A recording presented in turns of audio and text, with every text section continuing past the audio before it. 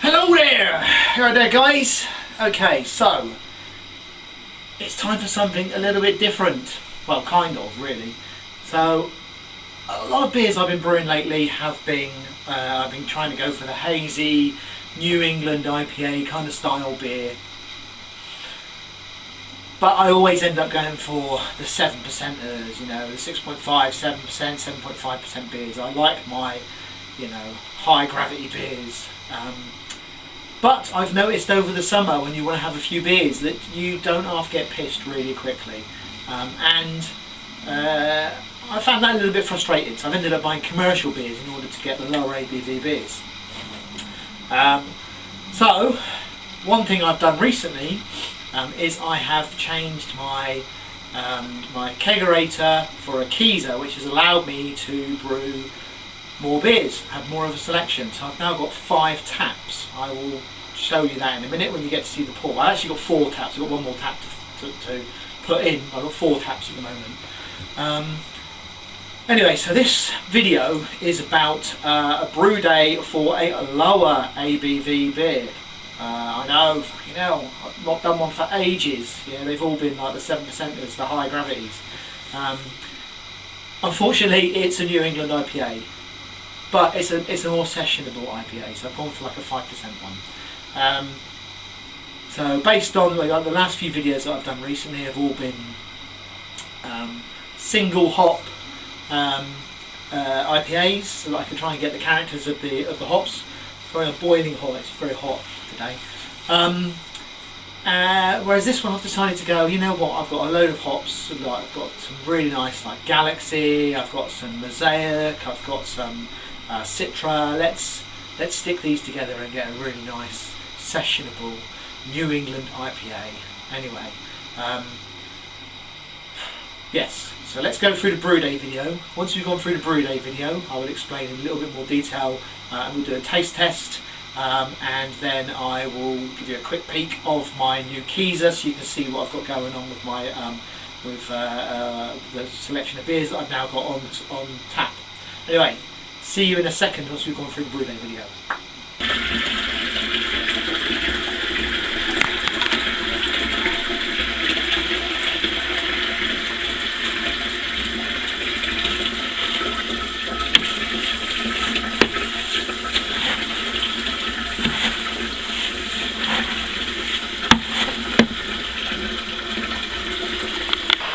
Okay, I've been mashing for half an hour now. So time for the recirculation. And we get this nice, cloudy looking wort coming through the system. Look, lovely. Let that recirculate for a little while. I'm sure that'll start going clear in about 5 minutes. And I'm going to let it recirculate for half an hour. Bring this up to, you know, mash out temperature. And then we'll get ready to run off. Okay. Mash is complete. Mash is complete. So I'm going to start running off.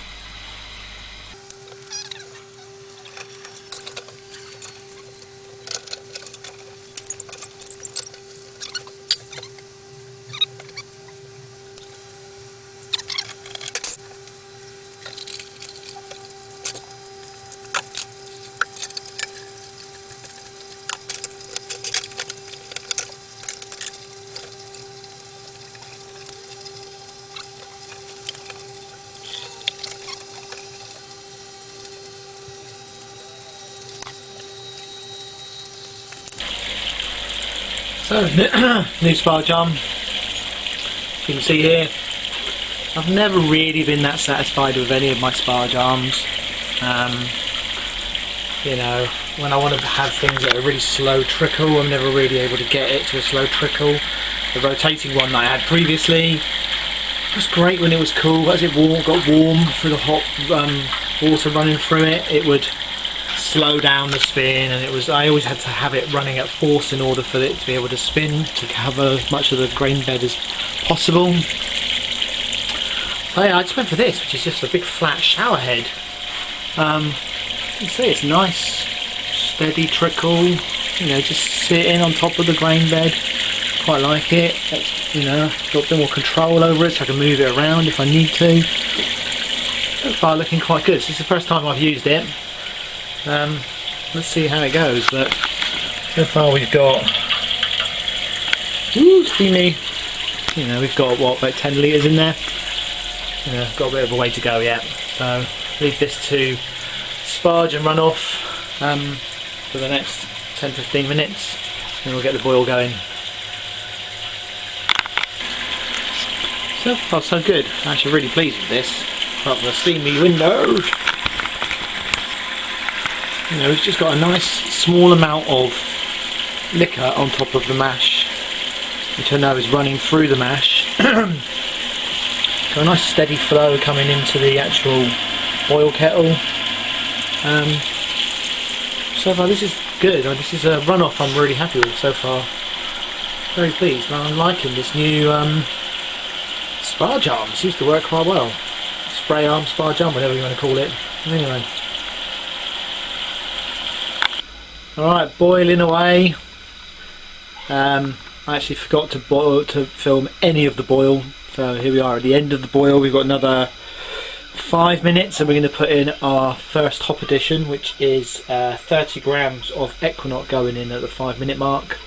And then we are going to turn off, get it down to about 85 degrees, and then we're going to sit a load of hops in, 30 grams of Galaxy, 20 grams of Amarillo, 20 grams of Equinox and 20 grams of Mosaic are all going to sit in for the whirlpool phase. Anyway, I've got another 5 minutes and then it's time for the 5 minute hop additions before we're ready for the hop stand. So, almost there. 5 minute hop additions going in, 30 grams of Equinox. See ya! Alright, time for flame out. Nice and easy on an electric system. Woo, steamy!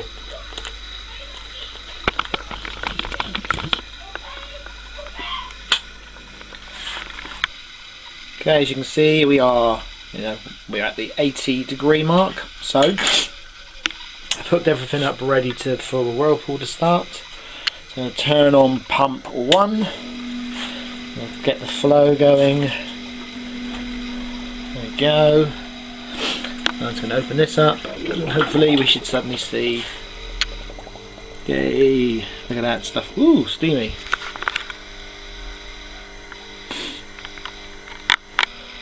Okay, cool. So there we are. Whirlpool starting.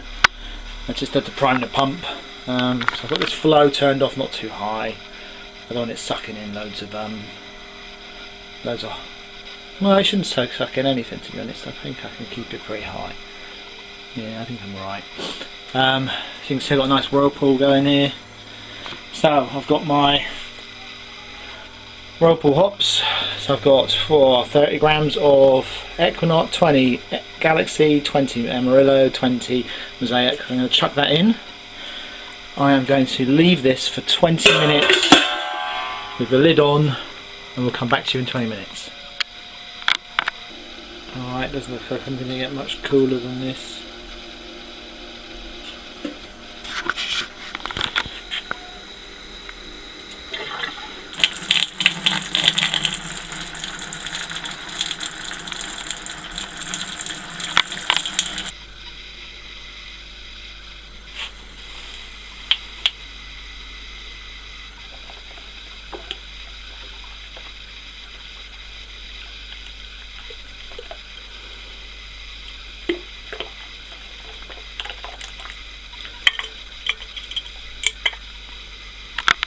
And here we are, just 2 hours later. As you can see, bubbling away. Nice and tight on the lid, you can hear. Yeah, just a little bit of pressure on the top of the lid, so they're, using the kind of the tube from the previous brew that I kegged the day before yesterday has proved beneficial. No need for a yeast starter, and the fermentation has kicked off real quick, so really cool. Anyway, another week and then I will dry hop this.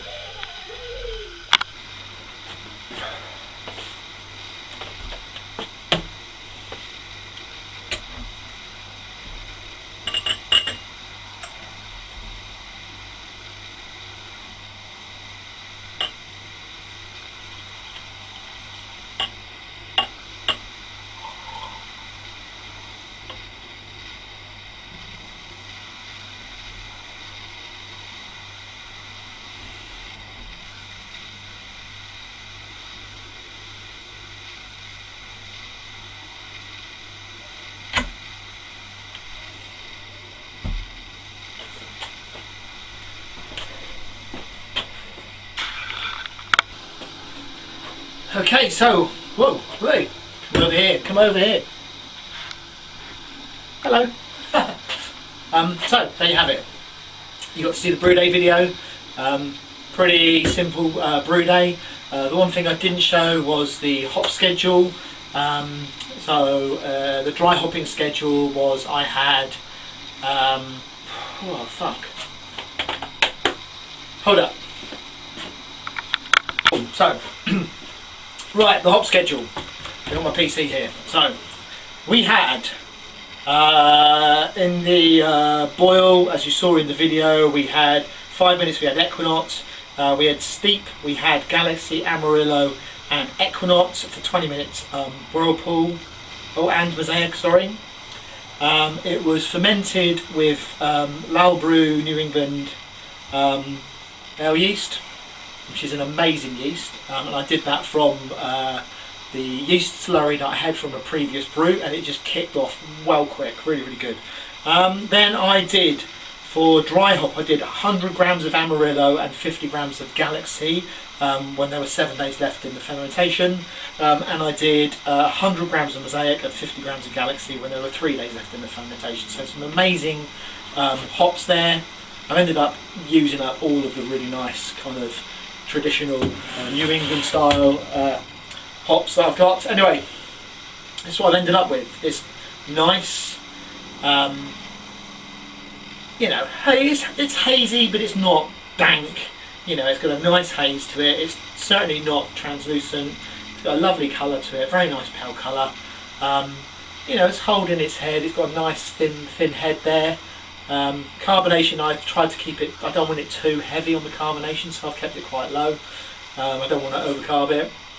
As you saw from the setup I've got there, I've now got I've got four taps on at the moment. I've got 5 kegs in there because I've got another one conditioning. I'm still trying to find the placement with the regulators that I've got, the individual regulators that I've got for each of the lines. But yeah, so far I think this looks pretty good. So lovely colour, you know, a lovely beautiful pale yellow, really fruity. These kind of beers, when I've got these like lovely like Mosaic and Galaxy and Amarillo and Citra and all these kind of like nice new style, new American style hops, it just always reminds me of like tropical fruit tropical fruit squash from when I was a kid. It really does. It's like or fruit salads or something like that. This is a lovely. It is like tropical fruit squash. It's really quite subtle in the fruity aroma, but yeah, really nice. Let's give it a quick taste.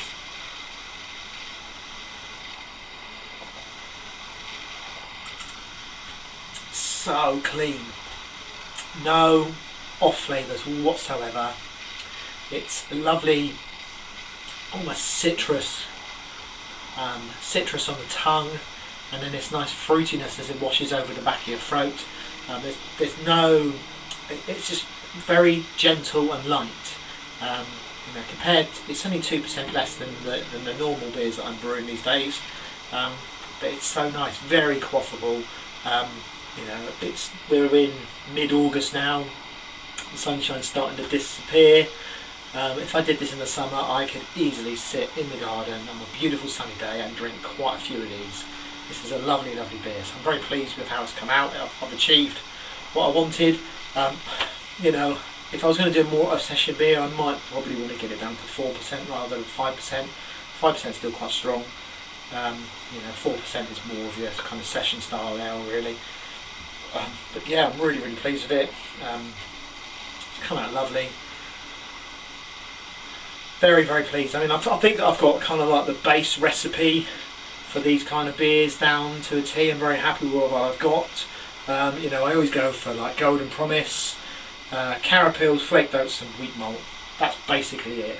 You know, percentages are different for each one, so I've kind of got what I got here. If I look at what I've got here, I've got 64% of the base malt, which I've got for Golden Promise to keep it a really nice yellow colour. 9% Carapils, 9% oats and 9% wheat malt. I may want to increase the oats, but I'm quite pleased with the the haziness that I've got here. It's not incredibly dank. It's got a little bit of like brightness to it, which I really like. But yeah, absolutely beautiful beer. So very, very pleased.